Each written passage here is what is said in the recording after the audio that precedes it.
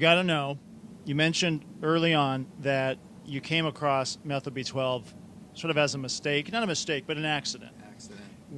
Describe that. What happened? How did all this come about? In the DAN movement, biomedical movement, for years, doctors like Dr. Baker was the first one to put it out, I believe, where we were using B12. We started with cyano B12, and then we'd go back and forth. Somebody started using hydroxy B12, and we'd sit in the think tanks and we'd go back and forth. Did it work? Did it not work? What did we see? We didn't see much. We'd see a little bit. And, then we would argue about or try to figure out whether one was better than the other. And, well, did hydroxy hurt more or less, or cyano hurt more? Those kind of things. I never really saw much from it. And then and I think it was 1999 from Japan, I believe it was, they had been working with the methyl form of B12, because B12 is like the last name. Cobalamin is like the last name. The first name is like methyl adenosyl glutathione hydroxy and cyano. So it's like the first name. John and George Smith, they're different, and Phyllis. Okay. Anyhow, so it came over, and I had been using it. At that time, I was treating patients with chronic fatigue and other things. Autism was not a major part of my practice at that time. When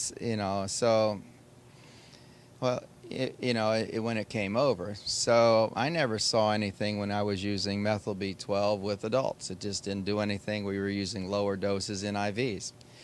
So that was about 2000 then, by the time I was using it with the adults. I used it from 2000 to 2002, and then one day, zoop, a light bulb came on my head. I says, oh, we've been arguing about cyano B12, hydroxy B12. How come I've never tried methyl B12? So I says, okay, I'll try it.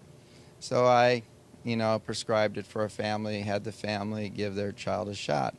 And it was very interesting. The guy was about 6'8", and my wife is about 4'11" or 5 foot in high heels. And about 10 days after I gave the shot, all of a sudden down the hall, coming down the hall, walking very fast, was this big guy and this little woman.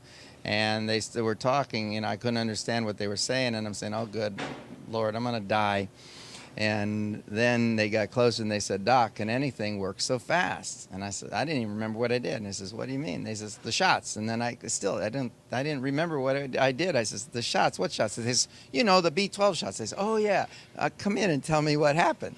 And they basically told me that Dylan, who had never spoken, spontaneously, if you didn't feed him for 3 days, he might say, feed me, started talking to everybody. He started talking to the crossing guard. He started talking to the bus driver. He was talking to everybody, the playmates, the teachers, and everybody was amazed. And he was talking in 6-7 word sentences. And in fact, the dad turns and he says, yeah. He says, or no, the mom turned and he says, yeah, when we go to bed at night, we look at each other and we say, maybe we liked it better when we got some peace and quiet. And he says, just kidding, Doc, just kidding. Of course he was, and that's how it all started.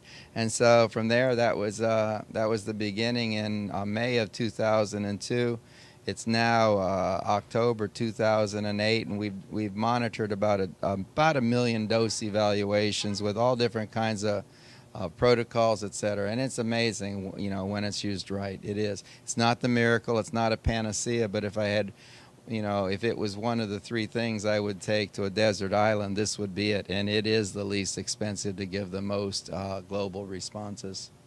Jim, I really want to appreciate and thank you for being so candid, because I know personally, as a physician who's been doing this a long time, it is a tried and true remedy. And there are thousands and thousands and thousands of parents out there who thank you for your contributions you made, because really methyl B12 is something that has revolutionized biomedical therapy. So thanks so much.